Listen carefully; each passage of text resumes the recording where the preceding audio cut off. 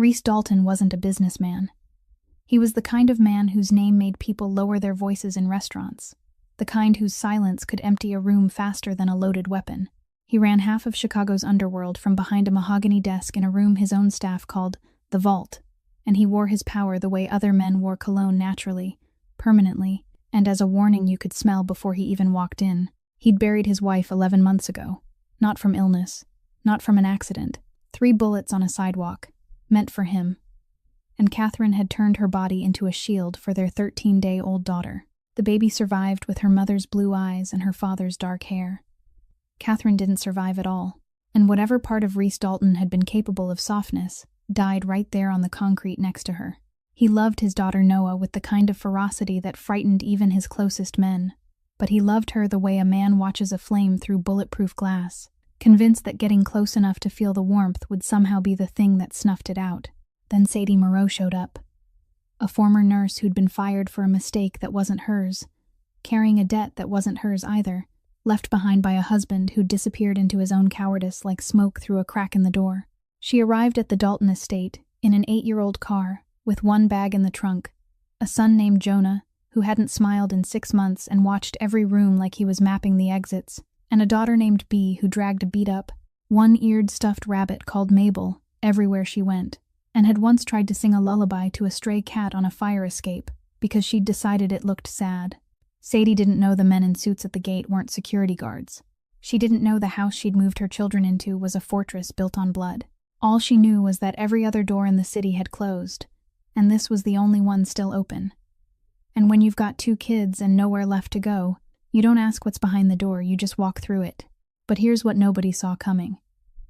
Every night, after the house went dark, Bee climbed out of bed in her star-print pajamas, grabbed Mabel by her one good ear, and took her brother's hand.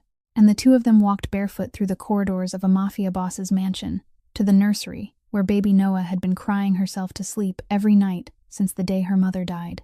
Bee sang to her, some made-up song, tuneless and gentle and so painfully sincere it could split you right open. She tucked the blanket around Noah's middle, the way she'd seen adults do, lopsided, too enthusiastic, absolutely perfect. And Jonah? Jonah didn't sing. Jonah sat with his back against the wall next to the door, Mabel across his lap like a sentry's rifle, and he kept watch. Not because anyone told him to, because that's what Jonah had done every single night since his father walked out. He guarded the people he loved, and he'd decided that was his job now, and he wasn't going to stop just because the house had gotten bigger and the hallways had gotten darker. 23 nights.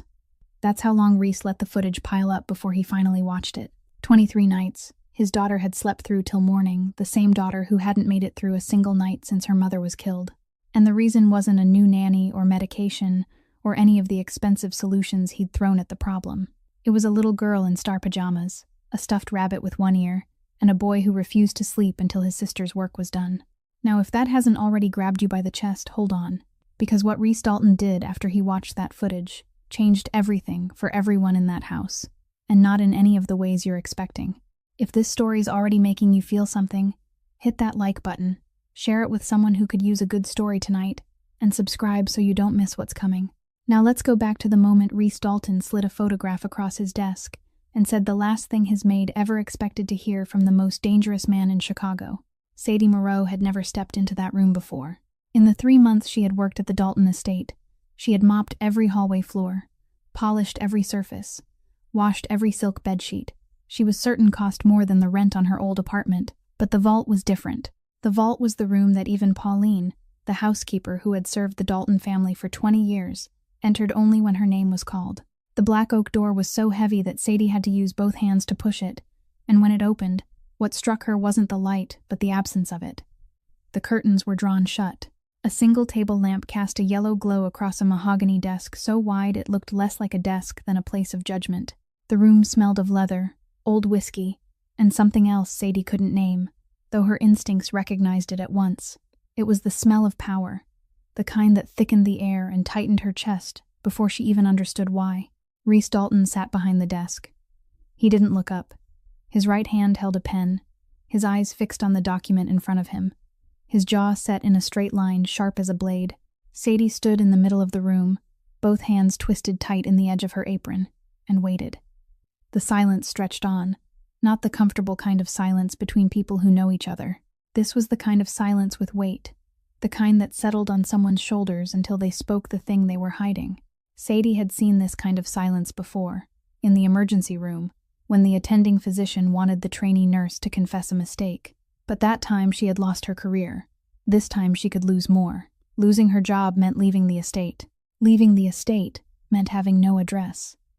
Having no address meant Knox Prater and his loan shark crew would find her within a week. And this time, they wouldn't just call and make threats. "Mr. Dalton, I swear to you, I don't know how they got in," Sadie said, and her voice came out thinner than she wanted, shakier than she allowed. "I locked their room every night. I checked twice. Bea was asleep when I left the room, every time. I don't understand why she keeps—" Reese still didn't look up. The pen was still in his hand. The document was still in front of him. But Sadie realized he wasn't reading. His eyes weren't moving. He was listening, and he was waiting for her to finish so he could say the thing he had already prepared. "I installed an electronic lock on my daughter's room," he said, his voice low and flat as the mahogany surface before him. "A 6-digit code, changed every day. Explain to me how 2 children, one 5 years old and one 3 years old, managed to get past it." Sadie opened her mouth, but no words came out. She thought of Bea, tiny in her star-printed pajamas, curls tousled from sleep, Mabel tucked under one arm, and she couldn't, no matter how hard she tried, picture her daughter breaking an electronic lock. But she couldn't explain it either. "I'll move the children to a room in the farthest wing," Sadie said quickly, her voice catching. "Downstairs if I have to. I'll talk to them. I'll make sure this doesn't happen again. Please don't." She stopped, swallowing the rest of the sentence because saying it aloud would make the fear real. "Please don't throw us out." Reese Dalton finally looked up, and those pale gray eyes, the eyes Sadie had avoided looking into directly for 3 months out of the same instinct that makes people avoid staring into the sun, held no anger. They held no warmth either. They held something she couldn't read, a careful stillness, like the surface of a frozen lake when you have no idea how deep the water runs beneath it. "I didn't say I was throwing you out, Catherine." He paused. "Sadie," he corrected himself, and the flicker of confusion that crossed his face was so quick that Sadie wasn't sure she had really seen it. "I said, I don't understand. There's a difference." Then he opened the desk drawer, pulled out a photograph printed on ordinary paper, black and white, grainy, the kind of image you get from a night vision camera, and set it in the middle of the mahogany desk before sliding it toward Sadie with 2 fingers. Sadie stepped forward and picked up the photograph with both trembling hands. Grainy, black and white, the infrared glow laid a veil over everything like dream fog. But Sadie recognized it instantly. Recognized it even before her mind could catch up, because a mother's heart doesn't need high resolution to know her own child. Bea. Her daughter stood beside the crib, both tiny hands gripping the rail, her head tilted to one side, her mouth open, and Sadie knew exactly what she was doing, even though the photograph had no sound. That tilt of the head, that little round open mouth, that solemn look of concentration so serious it was almost funny on the face of a 3-year-old. That was Bea when she sang. Bea sang to everything, to dolls, to shoes, to the ants crawling across the windowsill of their old apartment on the south side of the city. And now, apparently, to Reese Dalton's 11-month-old baby. But the thing that made Sadie lift a hand to cover her mouth wasn't Bea. It was Jonah. Her son sat on the floor beside the bedroom door, his back straight against the wall, his legs stretched out in front of him, and on his lap was Mabel, Bea's one-eared stuffed rabbit that Bea never let go of. Jonah was holding Mabel, but he wasn't asleep. His eyes were open, staring straight into the darkness of the hallway ahead, and Sadie understood. She understood at once with the painful understanding of a mother who had watched her son change after the day his father disappeared. 6 months earlier, when Travis picked up his backpack and walked out the door for the last time without looking back, Jonah had stood at the window watching him until his father's figure was completely gone. Then he turned, walked straight to Bea's room, sat down beside his sister's bed, and didn't leave until morning. From that night on, he hadn't cried once, hadn't asked where Daddy was once. He had simply and quietly assigned himself a duty no 5-year-old child should ever have to carry: to protect his little sister, protect his mother, protect anyone he decided belonged to him, and he did it with the silent, merciless seriousness of someone who had learned that grown-ups can disappear at any moment. "There's more," Reese said. His voice was lower than before. He turned the laptop on the desk toward Sadie and pressed play. The video was 2 minutes and 11 seconds long. In it, B climbed over the low nursery gate with extraordinary care for a 3-year-old, one step at a time, one finger at a time, so slowly that Sadie held her breath, even though she knew her daughter had clearly done this 23 times without a scratch. B crossed the wooden floor on bare feet to Noah's crib, rose up on tiptoe, and slipped her little hand through the slats to place it over Noah's even smaller one. The baby was fussing, her legs kicking. But the moment B touched her, Noah stopped completely, as if someone had flipped off a switch no nanny had been able to find in 11 months. Then B began to sing, and while B sang, Jonah sat by the door, holding Mabel, and did something Sadie had never realized until she saw it on the screen. Every few seconds he turned his head to look down the hallway, sweeping the darkness with the eyes of a child already used to checking whether someone was coming. Then he looked back at B, making sure she was safe. Then he looked at the hallway again, then back at B. 2 directions, constantly. He was guarding his sister and guarding the entrance at the same time, and he did it with the steady, instinctive rhythm of someone who had practiced this every night for 6 months. On the screen, B pulled her hand back, tugged up the corner of Noah's blue blanket to cover the baby's belly the way she had seen grown-ups do it. Crooked, far too eager, one side hanging down by nearly a handspan while the other side barely covered anything at all. Then she laid her palm flat against Noah's back, leaving it there, warm and steady, and kept singing. Noah fell asleep. B stayed standing there for another minute, simply standing, watching Noah's chest rise and fall, as if she were confirming that the job was done and the baby would be all right until morning. Then she turned, went back to Jonah, and Jonah stood, placed Mabel in his sister's hands, and the 2 children left the room hand in hand, B walking first, Jonah half a step behind, their little shadows fading into the darkness of the hall. The screen went black. The video ended.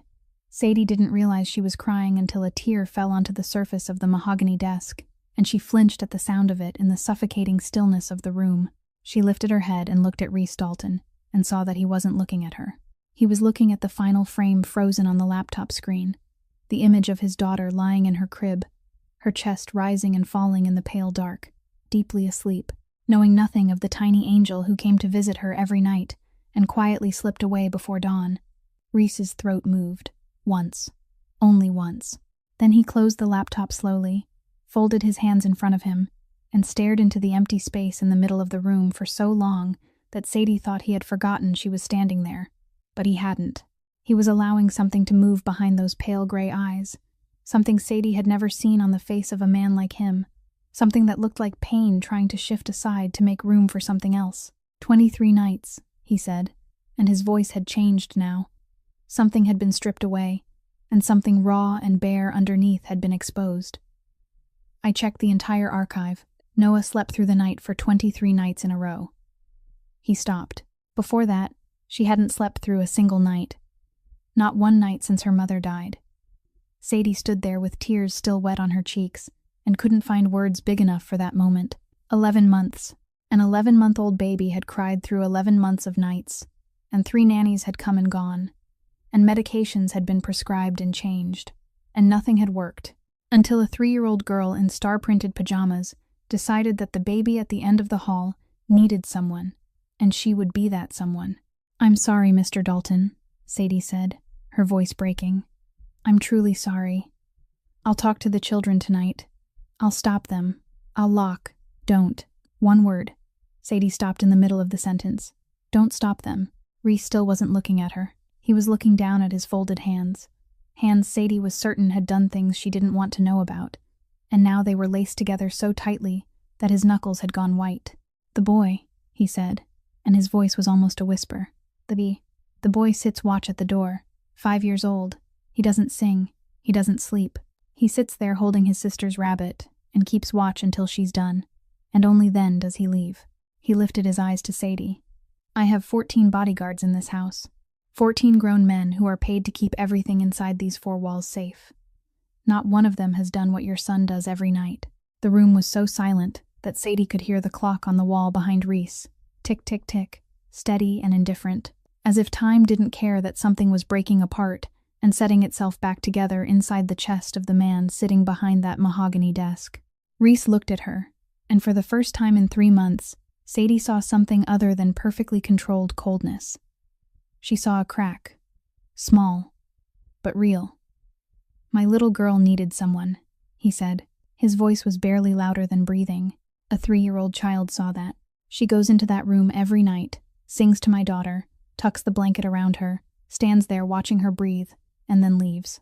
And her brother keeps watch outside the door because he doesn't trust a single adult in this house to do it for her." He stopped. His jaw tightened. He was right. He said it. And those 2 words carried the weight of 11 months of sleepless nights, of 3 bodyguards rotating shifts outside the baby's room every night, while not one of them thought to do the simplest thing, walk into the room and sing, of a father who loved his daughter enough to kill for her, but didn't know how to sit down beside her crib and stay there until she fell asleep. "My little girl needed someone, and I didn't know how to be that someone." Sadie stood in the vault, the tears drying on her cheeks, looking at the most powerful man she had ever met, admit the one thing he surely had never admitted to anyone, that he had failed at the only thing that truly mattered. And she didn't know what to say. She nodded. He nodded.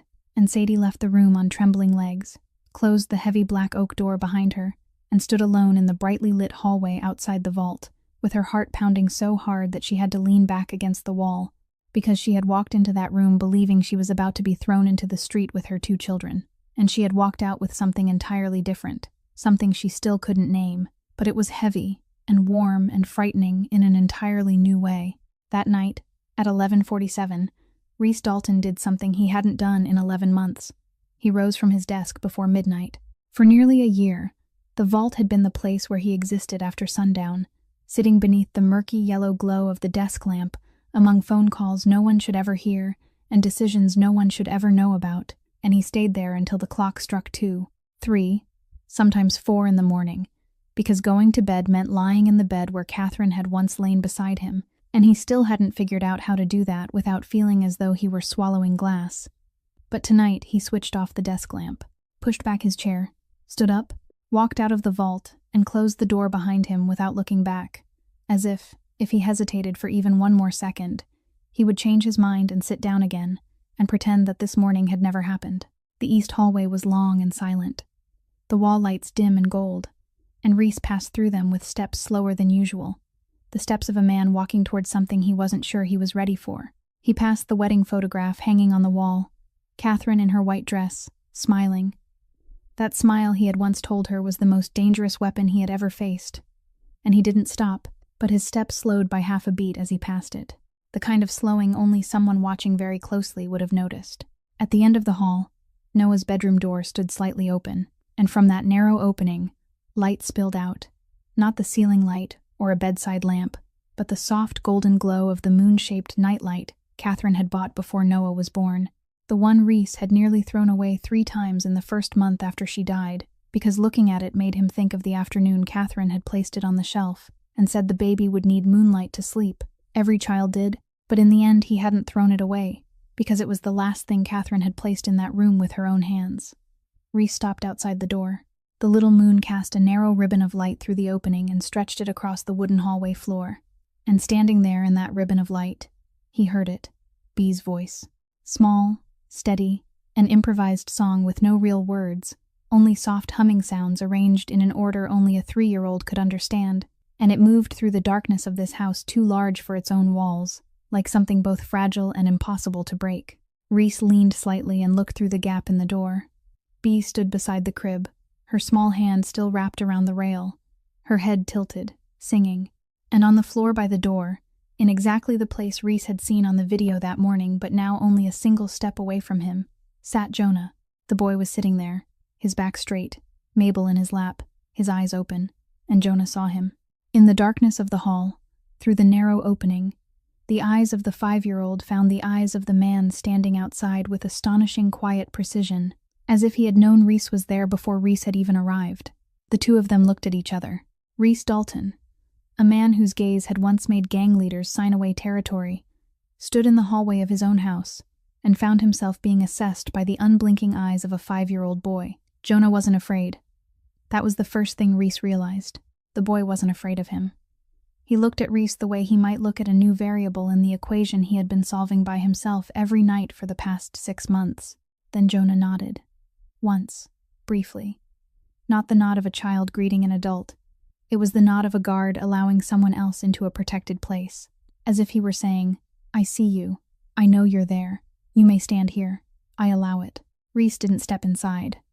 He stood in the doorway, one hand resting against the wood, and closed his eyes. Bee sang. Noah breathed evenly in her crib. Jonah kept watch, and Reese Dalton stood there in the dark with his eyes shut, listening to the housekeeper's daughter sing his daughter to sleep. And for the first time in nearly a year, he felt something that 14 bodyguards and $1 million security system and every concrete wall he had built around himself had never been able to create. This house, in this moment, wasn't a fortress. It was a home. At 5 o'clock the next morning, Sadie stood alone in the kitchen, and that was the part of the day she loved most. At 5 in the morning, the house belonged to her in a way it never belonged to her at any other hour. When the guards were changing shifts at the gate, and Pauline hadn't come downstairs yet, and the children were still asleep, the kitchen became the only place in the Dalton mansion where Sadie didn't feel like a housemaid, but simply like a woman making coffee in the quiet before the world woke up. She was pouring the first cup when she heard footsteps. Not Pauline's footsteps. Soft cloth slippers on stone. Not the footsteps of a bodyguard. Heavy leather shoes. Steady and exact. These were bare feet on tile. So quiet they were almost not there at all. And when Sadie turned around, Reese Dalton was standing in the kitchen doorway with his hair uncombed, and the sleeves of his black shirt rolled to his elbows, looking like a man who had wandered through his own house at midnight and somehow ended up here at dawn without being entirely sure why. In the 3 months Sadie had worked here, Reese had never once come down to the kitchen. Pauline brought coffee up to the vault every morning at 6 o'clock, in the black handleless porcelain cup she said he had used since before Catherine died. Meals were left outside the study door on silver trays. Reese Dalton didn't come down to the kitchen because the kitchen was where Catherine used to stand and cook late at night when she couldn't sleep, and everyone in the house knew that even though no one ever said it aloud. But this morning he was standing here, in the kitchen doorway, and neither he nor Sadie knew quite what to do with this moment. Coffee, he said. Not a question, but not exactly a request either. More like a word dropped into the silence to fill it. Sadie nodded, turned back to the machine, and poured a second cup. She set both cups on the marble island, and they stood across from each other over the gray-white stone, drinking coffee in silence. And Sadie realized this was the first time she had ever been in the same room with Reese Dalton, without feeling as if she were being judged or waiting to be dismissed. Then the kitchen door opened, and Bia appeared. Star pajamas, curls bursting in every direction imaginable after a night of tossing and turning. Mabel tucked beneath her right arm, the rabbit's one good ear bobbing with every step.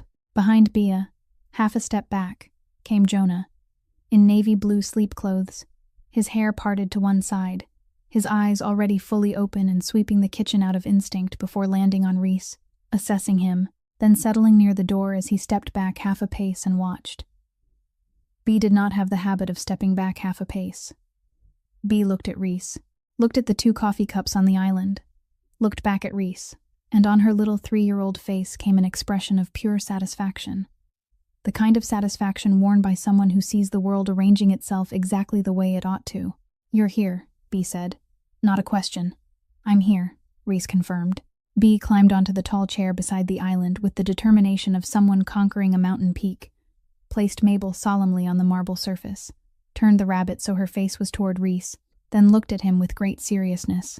Mabel's leg hurts, Bea announced. Then she looked down at the rabbit with genuine concern, like a doctor reporting on a patient's condition. Her ear is torn too. He looked at Mabel. The stuffed rabbit lying on the marble kitchen counter of a Mafia boss looked pitiful in every possible sense of the word. One ear nearly torn off and hanging by a few threads, stuffing spilling from her right leg, her left eye dulled from too many nights being clutched close, and her body gone gray even though Sadie was certain she had once been white in another life.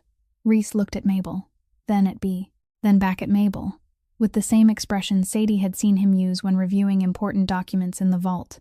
Serious, focused, wholly attentive. She needs a doctor, he said. Bea nodded fiercely, clearly relieved that at last an adult understood the gravity of the situation. Mama said she'd sew her, but Mama doesn't have a needle yet, Bea added. glancing at Sadie with the gentle patience of someone who had been waiting a very long time. Sadie opened her mouth to say something. Sorry, or an explanation, or another promise that she would mend Mabel as soon as she found a needle and thread. But Reese had already nodded to Bea with perfect gravity and said, I'll see what I can do.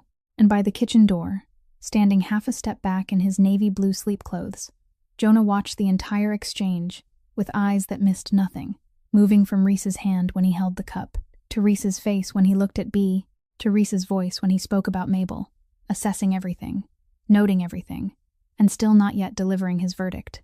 That afternoon, when Sadie led the children back for their nap, Bea had fallen asleep on her shoulder halfway down the hall, her breathing light and even, warm against Sadie's neck, and Jonah walked beside them in silence, one hand holding the hem of his mother's shirt out of habit, his eyes still scanning the hallway, even though at midday there was nothing to guard against except the bands of October sunlight pouring through the tall windows. Sadie laid Bea down on the bed, pulled the blanket up to her daughter's chest, then turned toward Jonah's bed on the other side of the room and saw that the boy had already stretched himself out, his eyes closed. Mabel no longer in his lap, because Mabel was lying on Bea's bed, but Sadie stopped short in the middle of the room, because the stuffed rabbit resting on Bea's pillow was not the same rabbit she had seen that morning on the kitchen island. Sadie picked Mabel up. The right ear, the one that had been hanging by 3 thin threads for the past 2 months, the one Sadie had kept promising to sew, and had never once found 15 quiet minutes to sit down and mend, had now been stitched back in place. Not the kind of hurried sewing she would have done with white thread, the kind with big uneven stitches and little crooked ones, the work of an exhausted mother patching a toy at midnight. This was a seam done in black thread, tiny stitches, even, precise, running along the edge of the ear from base to tip with such perfect spacing that Sadie, who had once been a trainee nurse and had once watched surgeons close wounds in the emergency room, knew at once that this was the stitching of someone who knew how to hold a surgical needle.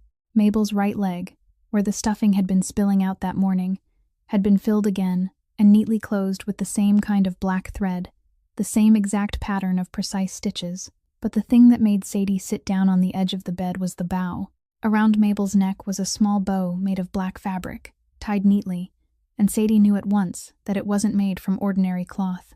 It was soft, smooth, with a faint silken sheen, and when she looked closer, she saw that the edge of the fabric had been cut with sharp scissors in a line so straight it was almost unnerving. The bow had been cut from something expensive, something people did not use to tie around the neck of a stuffed rabbit, and Sadie had the strange feeling that she knew where it had come from, even though she couldn't prove it. She found Pauline in the laundry room downstairs. The housekeeper was folding handkerchiefs, and when Sadie held Mabel out to her, Pauline stopped, looked at the rabbit, looked at the black stitching, looked at the bow, and stayed silent for a moment, in the way Sadie had learned, meant Pauline was deciding how much she ought to say. "Mr. Dalton has a personal sewing kit," Pauline said at last, her voice flat, her eyes returning to the pile of handkerchiefs. "A medical kit, curved needles, surgical thread, clamps, the whole thing. He learned how to stitch wounds very early." She paused, and Sadie understood that the words "very early" and the past Pauline did not speak aloud carried far more weight than anything she should ask about. "Never seen him use it on a stuffed rabbit before," Pauline added softly, and went back to folding the handkerchiefs. Sadie stood there in the laundry room, holding Mabel, looking at the careful black stitches along the rabbit's ear, the black silk bow around her neck, the leg that had been restuffed with a tenderness no one had asked for, and no one would thank him for, except a 3-year-old girl who would squeal with delight when she woke and saw that Mabel had been made well again. And Sadie understood, with that slow, heavy understanding that settles in the center of the chest instead of the mind, that the man who sat behind the mahogany desk in the room everyone was afraid to enter, the man who had learned to stitch wounds very early for reasons Pauline would not name, the man whose silence could empty a room faster than a loaded gun, had sat down at some point between morning and afternoon, taken out his surgical kit, and stitched Mabel's ear back together. Then he had cut a piece from one of his own handkerchiefs and tied it into a bow. He wasn't only her employer. Sadie still didn't know what he was, but he wasn't only her employer. 1 week later, Reese left the estate early in the morning for a meeting that Pauline referred to only as outside business, in that same flat tone she always used when speaking of anything connected to the other half of her employer's life, the half she had chosen not to look at. And Sadie was assigned to clean the vault, the second time she had stepped into that room, but the first time without Reese sitting behind the desk. Without him in it, the room looked entirely different. Smaller. Less heavy. Sadie opened the curtains and let the sun in, and the October light fell across the mahogany desk, the way light falls across something being exposed for the first time. Dust drifting in the air. Everything looking more ordinary. More like the office of an ordinary man, until Sadie pulled open the right drawer to wipe the inside, and a photograph slipped out. It fell face down onto the wooden floor. Sadie bent to pick it up, turned it over, and the world she had been living in changed completely in the space of time it took her to understand what she was looking at. It wasn't a family photograph. It wasn't a wedding picture like the one hanging in the hallway. It was a crime scene photograph. Catherine Dalton lay on the pavement, her blonde hair spread across the concrete, her eyes closed, and the white blouse she was wearing was soaked red from the chest downward in a way that Sadie, who had once been a trainee nurse, recognized at once as not the result of one wound but many, the kind of image she had seen in emergency room files beneath the words gunshot victim. And in Catherine's arms, pressed against her chest, shielded by her body like a barrier, was Noah, a newborn, eyes closed, alive. Sadie set the photograph down on the desk with both trembling hands and stood there for she didn't know how long, maybe 30 seconds, maybe 3 minutes, while her mind rearranged everything that had never quite fit before, and now fit perfectly in a way she wished it didn't. Pauline had said Catherine died from heart complications. Pauline had said Reese was a real estate and restaurant businessman. Pauline had said the bodyguards were there because he was wealthy and wealthy people needed security. Sadie had believed all of it because she had needed to believe it. Because believing was the only way she had been able to sleep each night in this house with 2 small children. She looked out the window. The October sun lay across the estate grounds, and now Sadie saw everything she had chosen not to see for the past 3 months. 2 men at the front gate, black suits, arms crossed, sunglasses, standing with the posture of men who had been trained, not hired through a private security company. Cameras at every corner of the walls, along the fence line, at the side gate, at the kitchen entrance, more than any real estate businessman would ever need. The fence surrounding the property was not decorative iron but tall black steel, with what she now realized was electric wiring running along the top. This was not a businessman's house. This was a fortress, and a fortress is not built to keep the outside world out. A fortress is built because the outside world once got in and once killed someone. Sadie put the photograph back into the drawer, pushed the drawer shut, and finished cleaning the room in silence, her hand wiping across the surface of the desk and passing over a scratch she didn't know the origin of, dusting the bookshelf that held volumes she did not want to know the contents of, and left the vault with her heart beating in the right rhythm but in the wrong way, beating in that way it does when you know something you can never unknow again. That night she lay in bed in the dark, the lights off, her eyes open. Bea and Jonah slept in their little beds beside her. Bea hugging Mabel with the newly stitched ear and the black bow. Jonah lying on his back, breathing evenly. Though Sadie knew he would wake in a few hours and lead his sister across the dark hallway of the house, she now knew for what it truly was.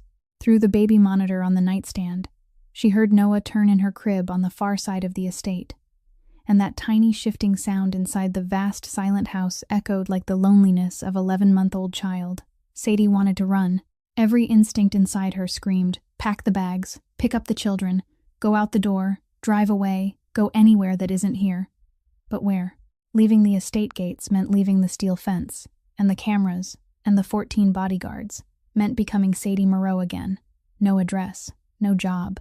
With the $80,000 debt Travis had left behind owed to men who never called twice to collect, because the second time they didn't call, they came in person.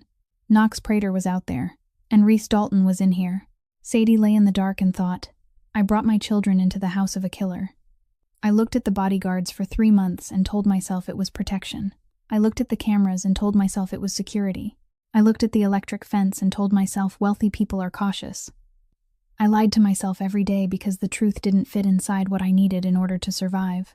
She closed her eyes, opened them again, stared at the ceiling, but that killer had stitched her daughter's rabbit's ear with surgical thread and tied a black silk bow around its neck. And there it still was, that contradiction. The man at the mahogany desk with the crime scene photograph of his wife in the drawer and the careful black stitching on the ear of a stuffed rabbit. 2 things that should not have existed inside the same man and yet did.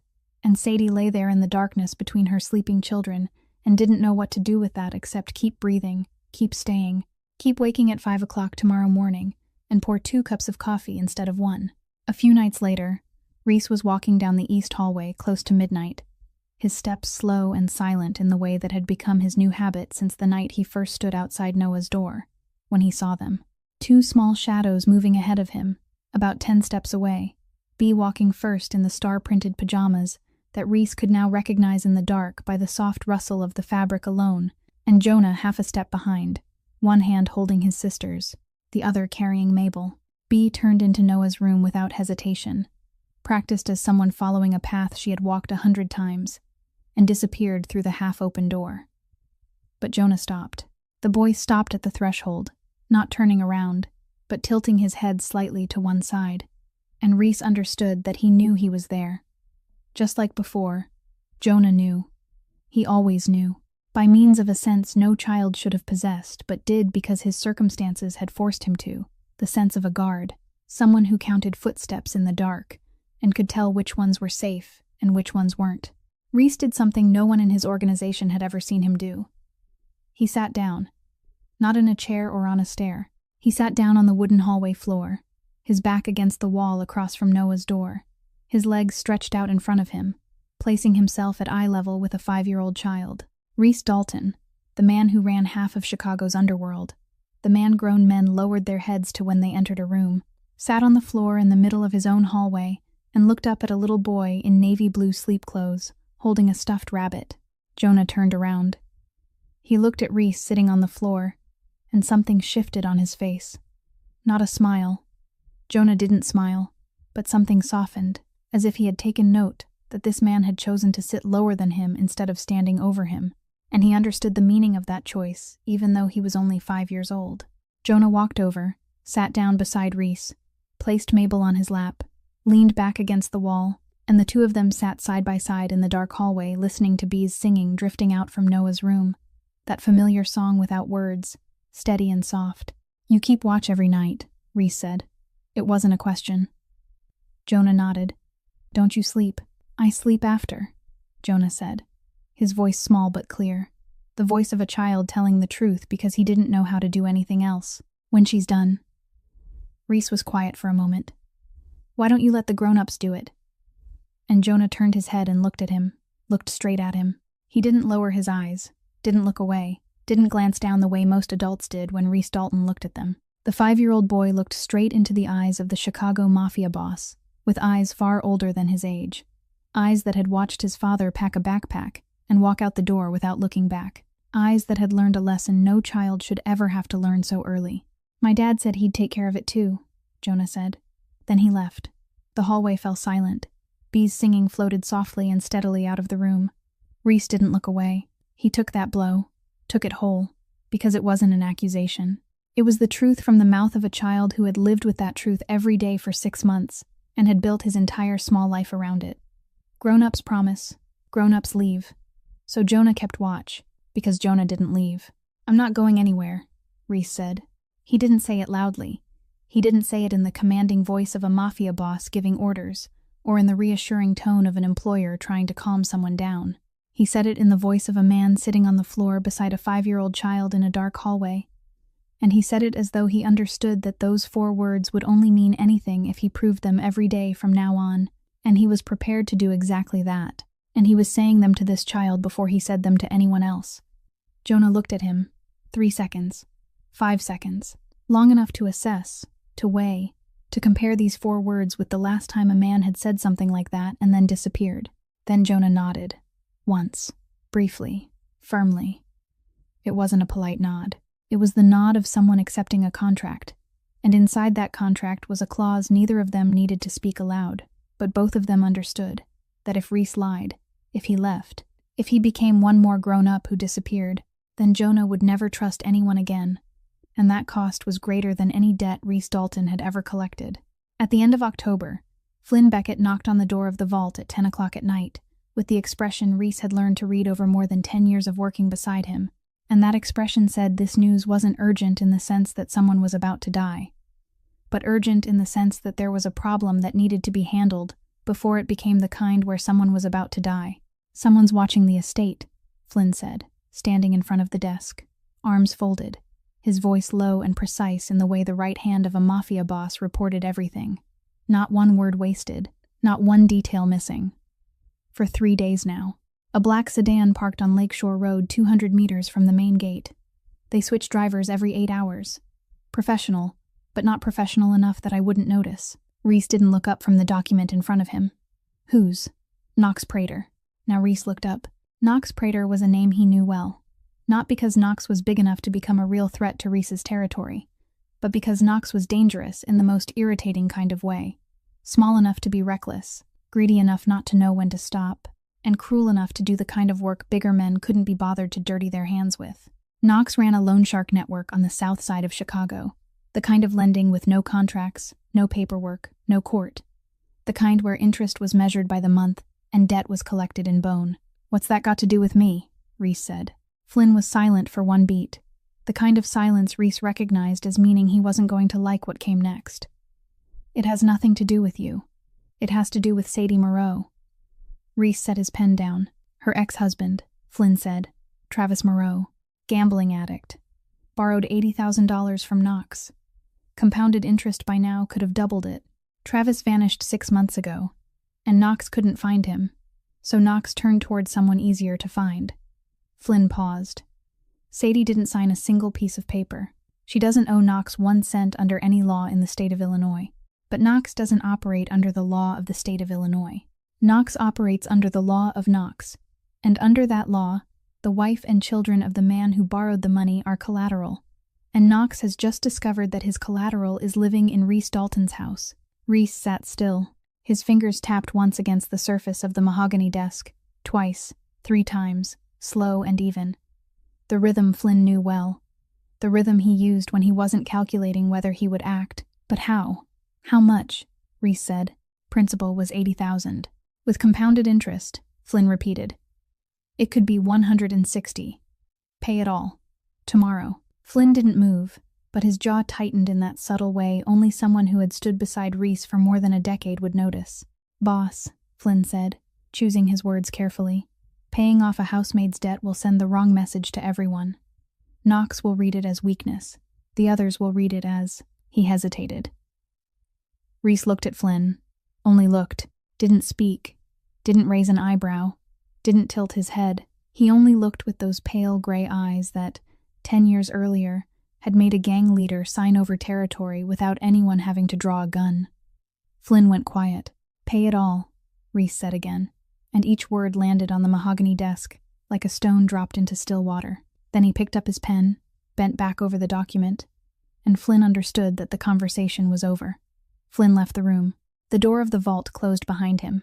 Reese sat alone beneath the murky yellow desk lamp, staring at the document in front of him without reading it, and he didn't call Sadie upstairs to tell her that the debt she had carried on her back for 6 months, the debt that had kept her awake every night and pushed her into taking work as a housemaid in a stranger's home and enduring everything she had endured, would disappear tomorrow. He didn't say anything because he didn't need her to know. He wasn't doing this so she would be grateful. He was doing it for a reason he still wasn't ready to name. A reason that lay somewhere between that 2-minute and 11-second video and the nod of a 5-year-old boy on the floor of a dark hallway, and he would leave that reason where it was until he understood it, or until it grew large enough on its own that it could no longer be ignored. A few days later, Sadie took the children to the supermarket on Halsted Street, their weekly shopping trip that she tried to turn into something normal for Bea and Jonah. 1 hour outside the steel walls and cameras, 1 hour in which she could pretend they were an ordinary family, buying milk and cereal and bananas on a Saturday afternoon. 2 bodyguards followed, but they kept their distance, one standing at the end of the produce aisle, the other near the entrance, close enough to react, but far enough that Sadie could look into the refrigerator case full of fresh milk without seeing the reflection of a black suit in the glass. Bea sat in the cart, her legs swinging, Mabel beside her leaning against a cereal box like a passenger on a train, and Bea was singing some song to Mabel about clouds and cookies that she had invented right there in aisle 7, her little voice just soft enough to make passing shoppers smile, and Sadie felt her heart grow lighter by a small degree. Jonah walked beside the cart, one hand holding the hem of Sadie's pants out of habit, his eyes sweeping the shelves and the strangers with the steady rhythm that had become reflex, and he was the first one to see the man. Sadie didn't notice him right away. The man was standing at the end of the aisle beside the pasta sauce shelf, wearing a gray coat, his hair cut short and neat, a polite smile on his lips, looking like anyone you might see in a supermarket on a Saturday afternoon and never think twice about. But Jonah tightened his grip on the fabric of Sadie's pants, and Sadie looked down at her son and saw his body go rigid, his eyes fixed on the stranger with an intensity no ordinary child possessed, and Sadie's instincts began screaming before her mind had time to understand why. "Sadie Moreau," the man said, stepping 2 paces closer, his voice gentle and perfectly ordinary, the kind of voice practiced in the art of making people let their guard down. "I'm Knox, a friend of Travis." The name Travis hit Sadie in the chest like a physical blow. She froze, her hand gripping the shopping cart handle until her knuckles went white, and stared at the man smiling in front of her with a smile that didn't reach his eyes, the kind of smile she had once seen on the face of the attending physician the day he fired her, the kind of smile that says, "I'm being polite. But you should understand that this isn't a conversation you're entitled to refuse. Travis sends his regards," Knox said, his eyes moving from Sadie down to Bea in the cart, and then to Jonah beside her, and that glance passing over her 2 children made Sadie want to be sick. "He misses the kids." Then Knox tilted his head slightly, gently, as if he were sharing some small secret between friends. "The debt is still there, Sadie," with interest. And Knox lowered his voice by another half-tone. "Does your new boss know?" Bea stopped singing. She looked up at Knox from the cart, not afraid but silent, and hugged Mabel tighter to her chest out of instinct, the way she always held things when the air around her changed. And Jonah, Sadie could feel her son's hand on the fabric of her pants, not trembling, not slack, but tight and steady. And when she looked down, she saw that Jonah was staring directly into Knox Prater's face, staring straight at him, not lowering his eyes, not looking away, not stepping half a pace back the way he did with most strangers. The 5-year-old boy stood beside a supermarket cart and looked at the loan shark boss of Chicago's South Side with eyes that said, "I see you. I know what you are, even if I don't know your name, and I'm not afraid of you. And you won't touch my mother. And you won't touch my sister." Knox recognized that look. Sadie saw his eyes stop on Jonah for 1 second longer than necessary, and the polite smile on his mouth tightened at the corner, only slightly, but enough for Sadie to know that even Knox Prater recognized something unusual in the little boy staring at him without blinking. Then the shadow of a black suit appeared at the end of the aisle. Both bodyguards, no longer keeping their distance, were walking toward them with the quick, even stride of men trained to move toward trouble instead of away from it. Knox looked at them, then back at Sadie, and the smile returned to his mouth, full, polite, and still nowhere near his eyes. "Nice to meet you," he said. "Give my regards to your boss." Then Knox turned, past the pasta sauce shelf, and disappeared at the end of the aisle with the easy steps of a man who wasn't in a hurry because he had already said everything he needed to say, and he knew every word would stay in Sadie's mind all night long. Sadie shook the whole drive home. Her hands shook on the steering wheel, shook when she lifted Bea out of the car seat, shook when she led Jonah through the estate gate, and she was still shaking when she closed the bedroom door behind the 3 of them, leaned her back against it, closed her eyes, and listened to her heart beat out the question Knox had planted in her mind like a poisonous seed, leaving it there to grow in the dark. "Does your new boss know?" That night, after putting the children to bed, after checking the bedroom door lock twice and then a 3rd time, after sitting on the edge of the bed watching Bea hold Mabel and Jonah lie on his back, breathing evenly with a peace Sadie envied because she couldn't feel even 1% of it herself, Sadie stood up, stepped into the hallway, walked down the east corridor past Catherine's wedding photograph, which she now couldn't look at without seeing the other photograph, the pavement photograph, the photograph of the white blouse soaked red, and she stopped in front of the black oak door of the vault, where yellow light leaked from beneath it, telling her he was still inside, and she knocked. No one knocked on the vault. In the 3 months Sadie had lived here, she had learned that people did not knock on this room. People were summoned, people stood outside and waited, people stepped in when permitted and left when allowed, and between those 2 moments, people lowered their heads, or at least their eyes. Sadie knocked 3 times, knuckles against oak.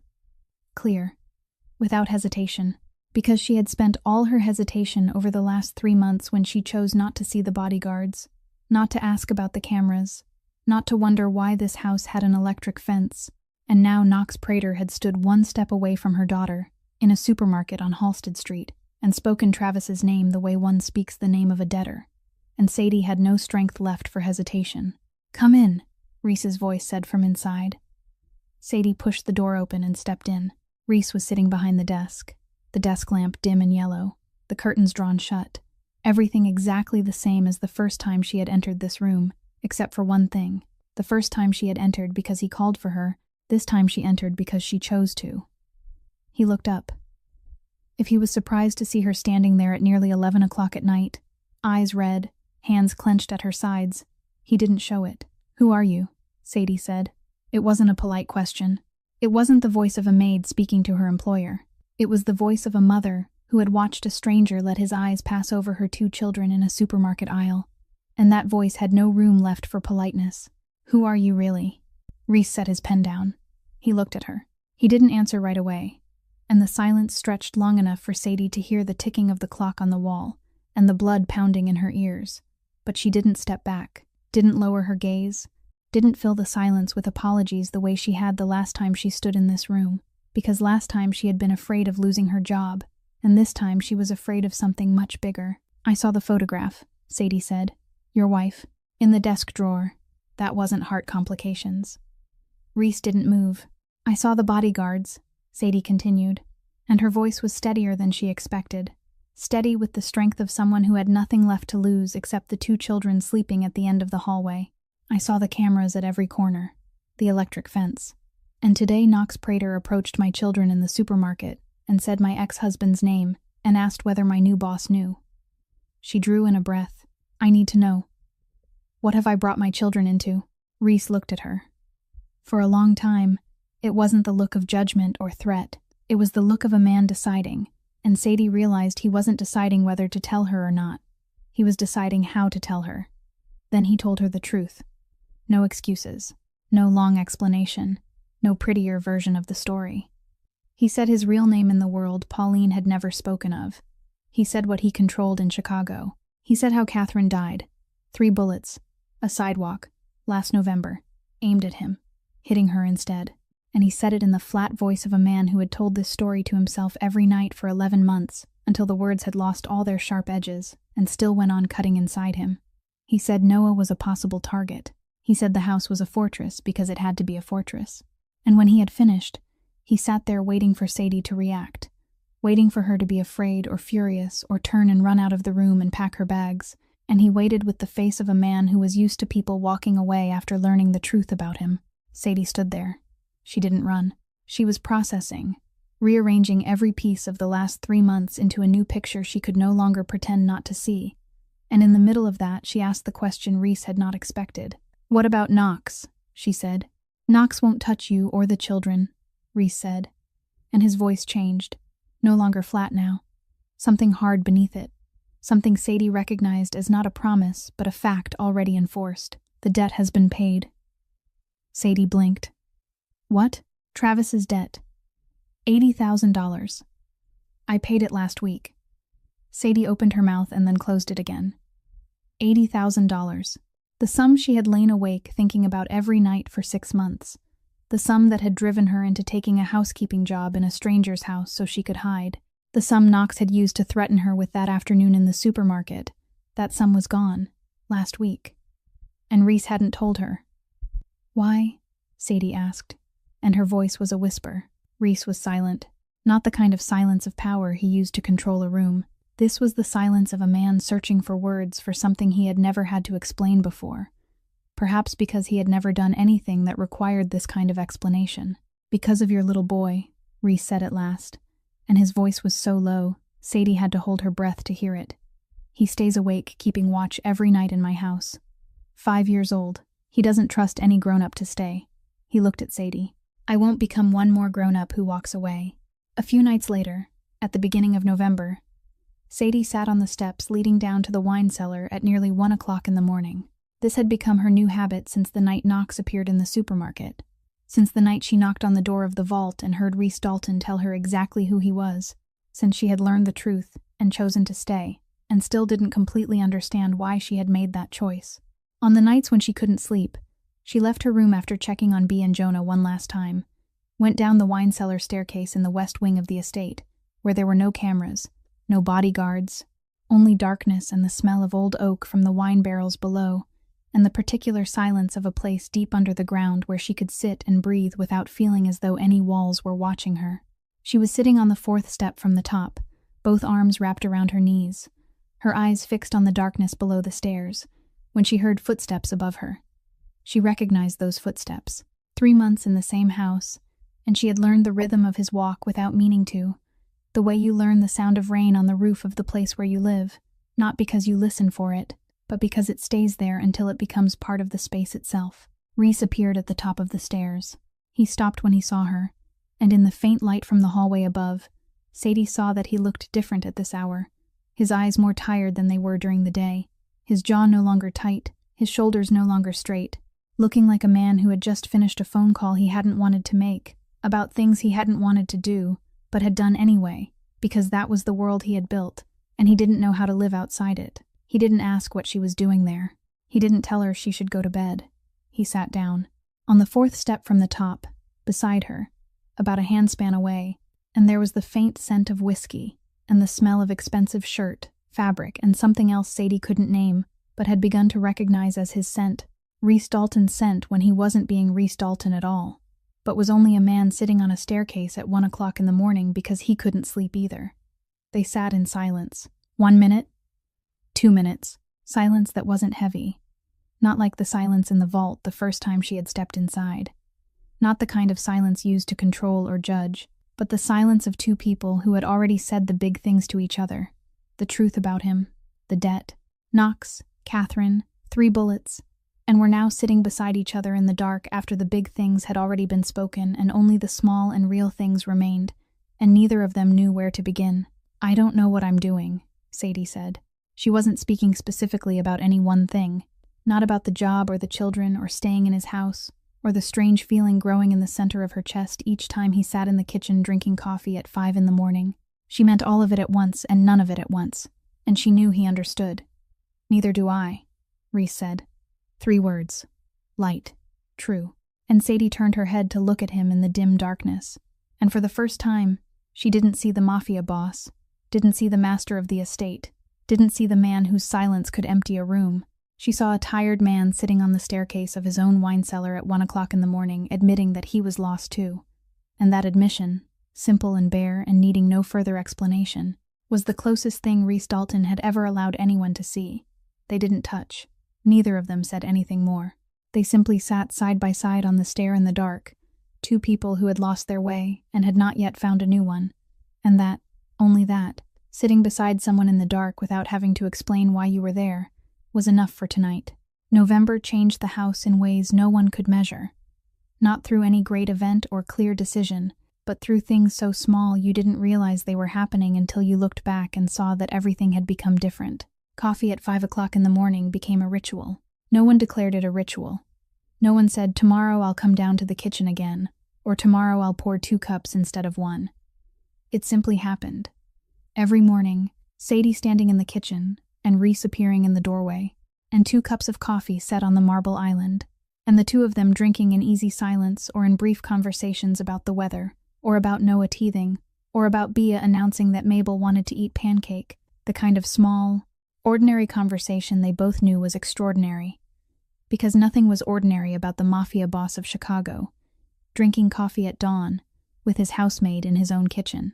Then Bea appeared, every morning, star pajamas, curls exploding, Mabel tucked under one arm, and the first part of every morning became Mabel's health report. Mabel's stomach hurt. Mabel hadn't slept well. Mabel wanted milk, but she didn't have a real mouth, so Bea had to drink it for her. And Reese listened, every morning, with complete seriousness, tipping his head slightly when Bea spoke, nodding when she paused to take a breath, asking the next question with the same expression he used when Flynn reported on territorial matters. And Bea answered with the gravity of a department chief physician. And every morning Sadie stood on the other side of the kitchen island watching this exchange and feeling something shift inside her chest that she didn't dare look at directly. One evening in the middle of November, Bea decided to teach Reese how to sing. She stood in the middle of the living room, Mabel in her arms, Noah in the portable crib beside the sofa, and announced that he needed to learn the lullaby because Noah liked singing and he sang it wrong. "He's never sung to Noah before," Sadie said gently from the armchair in the corner of the room. Bea looked at her mother with the patient expression of someone forced to explain the obvious to grown-ups. Right, so he needs to learn. Reese, sitting on the sofa, looked at the 3-year-old girl commanding him with absolute authority, and he didn't refuse. Bea sang first. The homemade song, with no real words, only the humming melody she had sung to Noah for 23 nights, and by now it had been more than 23 nights, and she motioned for Reese to repeat it. Reese repeated it. His voice was low and heavy and completely off rhythm, like the sound of a truck engine trying to imitate a bird, and Bea frowned. Not like that. Softer. Noah likes soft. Reese tried again. Softer. Still wrong. Bea corrected him, patient but strict, her little voice carrying the authority of a vocal teacher with 40 years of experience tucked inside the body of a 3-year-old. And Reese, the man who made all of Chicago's underworld bow its head, adjusted his voice at her command. On the 3rd try, he sang it almost right. Bea nodded, not fully satisfied but willing to accept it, and Noah in the crib let out a little babbling sound that Bea translated immediately as Noah saying he sang it sort of okay. In the 2nd week of November, Reese held Noah. It wasn't the first time he had held his daughter, but it was the first time he had held her in front of anyone else. Before that, he had only held Noah alone in her room, late at night when no one was watching, holding her with the rigid care of a man afraid he might break the thing in his arms. But that morning in the kitchen, Noah reached toward him from Sadie's arms, her tiny fingers opening and closing, and Reese held out his hands to take his daughter without thinking, by instinct, and he lifted Noah up, and Noah laid her head on his shoulder, and Bea clapped. Jonah, sitting at the kitchen table, nodded. The distance between Jonah and Reese narrowed every day through November, and no one counted it. In the 1st week, Jonah sat at the end of the table. In the 2nd week, Jonah sat in the middle of the table. In the 3rd week, one morning, Sadie looked up from her coffee cup and saw Jonah sitting right beside Reese, the boy's shoulder nearly touching his elbow, and he was eating cereal with the calm ease of someone who had sat there his whole life. Reese began reading to Noah in the evenings, awkwardly at first, stiffly, his voice too deep and his pacing too fast. The kind of reading done by someone following an instruction manual instead of telling a story. Bea sat beside him and corrected him. You have to do the rabbit's voice. The rabbit talks small, not like that. The book Bea chose was the one about the rabbit who got lost trying to find the way home. And when Sadie asked why that one, Bea said because it's like Mabel, and offered no further explanation. Noah touched the book cover with one finger and demanded it again every time Reese closed it, and he read it 14 times in 2 weeks, and he felt happy instead of tired, and that alone was a miracle. One afternoon in the kitchen, Pauline stood washing cups beside Flynn, who was waiting for coffee, and she said softly, without looking up, "Something's happened to him. I don't know what it is, but I pray it lasts." Flynn looked out the kitchen window where Reese was sitting in the yard, with Noah in his lap, and Bea was trying to teach Mabel how to wave hello, while Jonah sat beside them, reading the book about the lost rabbit that he now knew by heart. "It'll last," Flynn said, and he said it in the voice of a man who wasn't hoping, but knew. At the end of November, Knox Prater played his final move. The debt had been paid off in full by Reese, which meant Knox had lost his financial leverage, and for a man like Knox, losing leverage didn't mean stopping, it meant finding another kind. And the leverage Knox found was Travis Moreau. Flynn brought the news to Reese on Monday morning, his voice flatter than usual, which meant the news was worse than usual. Knox had found Travis in a motel outside Milwaukee, paid off the rest of his gambling debt, bought him a suit, hired him a lawyer, and brought him back to Chicago with one purpose only, to file in Cook County Family Court for custody of Jonah and Bea Moreau. Travis showed up at the estate gate that afternoon, thinner than Sadie remembered, cheekbones jutting beneath ashen skin, but wearing a new suit with a lawyer standing beside him. And when the guard at the gate called into the house to say that a man named Travis Moreau was asking to see his ex-wife, Sadie was standing in the kitchen cutting fruit for the children's afternoon snack, and the knife slipped from her hand and struck the tile floor with a sharp clatter that made Bea lift her head from Mabel and Jonah spring up from his chair. Sadie didn't collapse all at once. She collapsed slowly. The quiet kind of collapse that happens from the inside. The kind where outwardly she was still standing, still breathing, still able to tell Pauline to keep the children in the kitchen and not let them go outside, while inwardly Everything was falling because she understood American law well enough to know that Travis was their biological father. That biological fathers had rights. That she was a former nurse who had been fired with a stain on her record before the State Board of Nursing. That she was living in the home of a mafia boss, even if, on paper, he was a restaurant and real estate businessman. But if Travis's lawyer dug deep enough, then, and that she had no money to hire a lawyer to fight a custody petition being funded by Knox Prater. Jonah stood beside the kitchen window. He looked out across the yard at the man standing at the gate in a suit that didn't fit. And Sadie waited for the boy to be afraid or to cry or at least to tremble.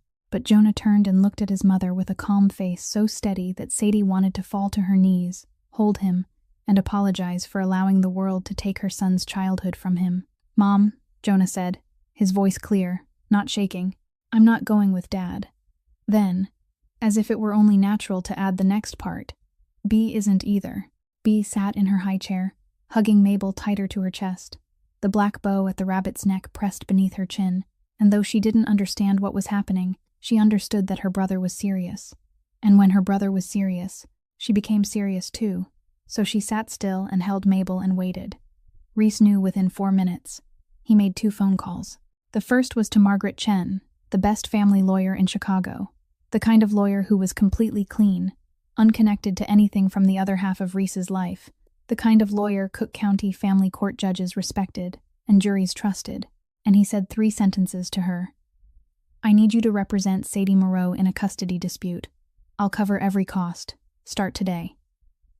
The second call was to Flynn. Shorter. Flynn understood.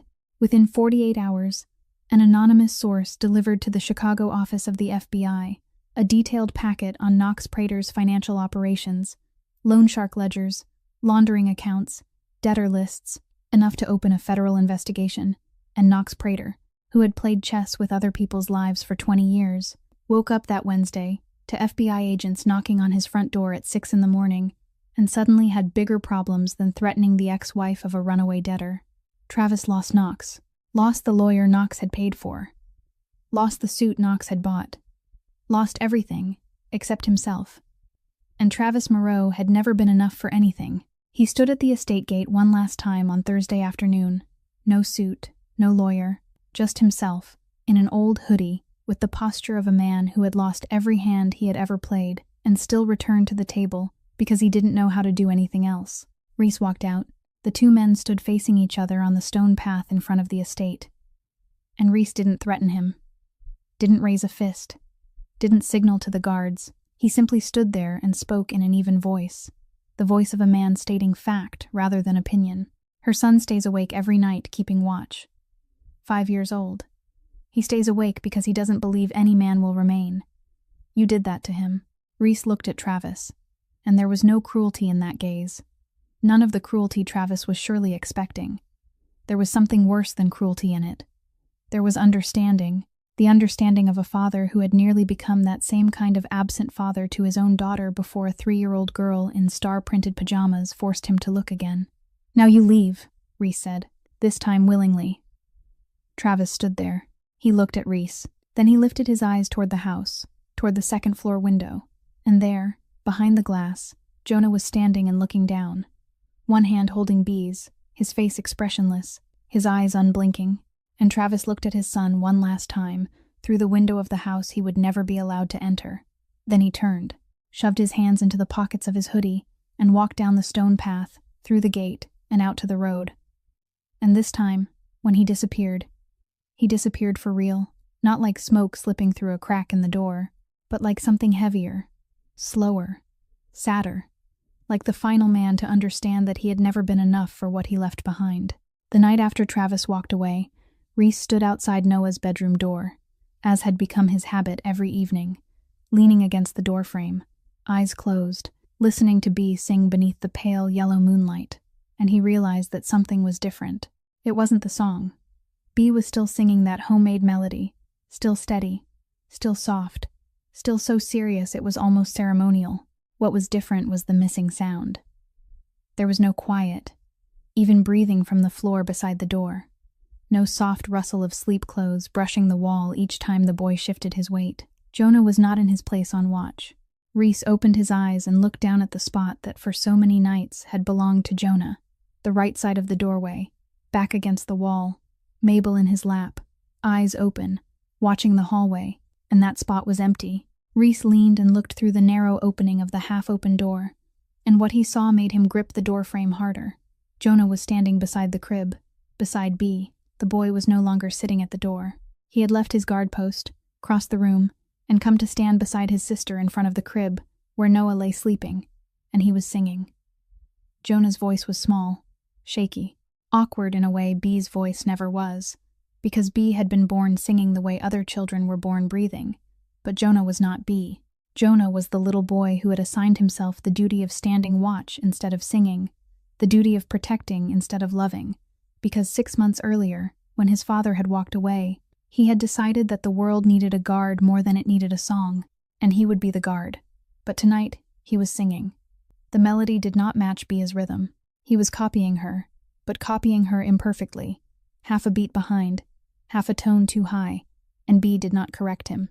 She simply kept singing and let her brother's voice fold into her own, and those two children's voices, out of rhythm and out of tune, mingled beneath the moonlight and created something that was not beautiful in the ordinary sense, but beautiful in the only sense that truly mattered. Beautiful because it was real, because it was imperfect, because it came from two children who had lost too much and still chose to stand in the dark and sing for a baby who was not their own. And Reese understood. He understood at once with that heavy understanding that strikes the center of the chest. Jonah had stepped away from his post. For the first time since Travis walked out 6 months ago, the boy was not sitting at the door, not sweeping the hallway with his eyes, not guarding 2 directions at once, not holding Mabel like a soldier's weapon. He was standing beside his sister and singing, because he trusted. For the first time, he trusted that someone was keeping watch outside the door for him, that someone would not leave, that someone had said, "I'm not going anywhere," on the floor of a dark hallway, and had kept that promise every day since then, through coffee at 5 in the morning, and a rabbit's ear stitched with black thread, and 14 readings of the book about the lost rabbit, and $80,000 paid without needing anyone's gratitude in a single sentence, spoken to Travis Moreau at the front gate, that made him walk away for the last time. Jonah had lowered his guard, and he sang. Reese stood in the doorway, one hand on the wood, and he did not move, did not breathe too hard, only stood there and watched the 5-year-old boy sing in that trembling, awkward voice beneath the moonlight, and felt something inside his chest, something that had first cracked open the morning he watched the 2-minute and 11-second video, now break apart completely, not painfully, not sharply, simply opening like a door that had been locked for a very long time and was finally pushed wide and flooded with light. Then he sensed someone behind him. He turned his head. Sadie was standing in the dark hallway, 2 steps behind him, one hand over her mouth, eyes wet, tears slipping through her fingers down to her wrist, and she was looking into the room over his shoulder, looking at her son standing beside the crib and singing. Her son, the little boy who had not slept through a single night in 6 months because he did not believe anyone would stay. And tonight that little boy was singing instead of standing guard, and Sadie was crying without a sound because she understood what it meant, and it was bigger than any words she had. Reese lifted his hand, slowly, carefully, in the way he would never lift a hand toward anyone in his world, because in that world a raised hand meant threat. But this was not that world. This was the dark hallway outside his daughter's room, where 2 children were singing and the woman standing before him was crying, and he lifted his hand slowly and placed his thumb against Sadie's cheek and wiped away a tear. That was all. His thumb against her cheek, light, warm, 3 seconds. Then he lowered his hand. He did not kiss her. He did not hold her. He did not pull her closer. He did not say a word, one finger wiping away tears in the dark, and it carried more weight than any declaration Reese Dalton had ever spoken, because he was a man who used his hands to control an empire, to sign orders, to hold a gun, and tonight he used that same hand to wipe tears from the face of the woman standing in the hallway of his house.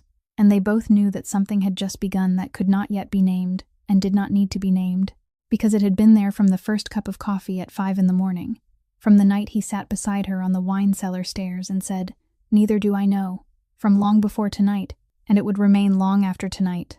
And now it only needed time.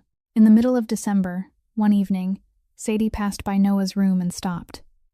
She hadn't meant to stop. She was on her way back to her room after finishing the dinner dishes, tired in that pleasant way that comes after living through an ordinary day inside a house that had begun to feel ordinary. But the light spilling through the narrow crack of the half-open door drew her back. The soft, pale gold light of the moon lamp Catherine had bought before Noah was born, the lamp Reese had nearly thrown away 3 times and kept, because it was the last thing his wife's hands had placed in that room, and now that light fell across a scene that no one in this house could have imagined 4 months ago. Reese was sitting in the rocking chair. Noah lay in his arms, her head resting against his chest, her eyes slowly drifting shut, and the way he held his daughter had changed completely from those first times. No longer stiff, no longer afraid, but easy, natural, the way a father holds a child after he has stopped looking at her through bulletproof glass and has begun to gather her to himself with both arms. And Noah curled into his chest with the absolute, complete trust of a baby who knows she is in the safest place in the world. On the floor beside the rocking chair, Bee sat cross-legged with Mabel in her lap, the ears stitched back together with black surgical thread and the black silk bow still tied around her neck. And Bee was telling a story. Her voice was low and steady, the bedtime storyteller's voice she had perfected over the past several weeks, and by now the story had grown into something grand, in the way only the imagination of a 3-year-old can make grand things. There was a moon. There was a rabbit named Mabel, because of course there was. There were clouds that tasted like birthday cake, and Bee insisted they tasted like chocolate because that was the only kind clouds liked. There was a star named Wendy, who was the moon's best friend, and there was a bear who worked as a detective and specialized in finding lost things. And that bear detective had found all sorts of things, had found the key the star dropped, had found the song the cloud forgot, had found the road home for the rabbit. And on the other side of the rocking chair, Jonah sat on the floor with his back resting against one of its legs, and his eyes were closed. Sadie had to look twice to be sure. Jonah's eyes were closed. The boy was asleep. For the first time, the very first time since the night Travis walked away 6 months earlier, the first time since Jonah had assigned himself the duty of keeping watch every night, Jonah had fallen asleep before making sure everyone was safe. He had fallen asleep before Bee. He had fallen asleep before Noah. He was asleep with his back against the leg of the rocking chair where Reese sat, his breathing deep and even, and his right hand, Sadie could see it clearly in the moonlight, his right hand was holding the hem of Reese's pants. Holding it lightly, holding it the way he always held the hem of Sadie's clothes whenever he walked beside his mother, the grip of a child hanging on to the person he trusted not to disappear when he closed his eyes. Reese didn't move. He sat absolutely still in the rocking chair, Noah on his chest, and he didn't shift his leg, didn't lift his hand, didn't move even an inch, not because he was afraid of waking Jonah, but because he didn't want to lose that feeling, the feeling of a tiny 5-year-old hand holding onto his trouser leg in sleep, the feeling of being trusted by the child who had decided no one was worthy of trust, and he had proven otherwise, every day, every cup of coffee, every black stitch in the rabbit's ear, every book he read aloud, every time he sat down on the floor, so he'd be level with the little boy's eyes, until tonight, when Jonah had finally closed his eyes first and lowered his guard. Bee kept talking in that soft, steady whisper, and the story reached the part where the rabbit stood on a hill and looked up at the moon, and the rabbit said to the moon, "You're my best friend," and the moon said, "I know, I've always known. I was only waiting for you to say it." Noah let out a soft little breath. Her eyes closed all the way. Her tiny chest rose and fell in the rhythm of deep sleep, the sleep of a child who no longer cried every night until she wore herself out because someone had sung to her, had tucked the blanket around her, had laid a hand on her back and stayed there until she didn't need it anymore. Reese looked down at his daughter's face, and the expression on his face, Sadie saw it from the doorway, wide open, unguarded, stripped of every layer of armor he had worn for 36 years, looked like the face of a man seeing the thing he loved most in the world for the first time without any glass between them, and it was so bright that Sadie had to turn away for 1 second. Then she looked back. Bee lifted her head. Her big brown eyes found Sadie in the doorway with that strange accuracy children have when they always know exactly where their mother is in any room. "Mama," Bee whispered. "Noah's asleep." "I see, sweetheart," Sadie whispered back. "And Jonah's asleep too," Bee added. looking over at her brother leaning against the rocking chair leg with the gentle satisfaction of someone watching another person finally rest after a very long shift. He's not guarding anymore. Silence. Then Reese spoke, very quietly, his eyes never leaving Noah.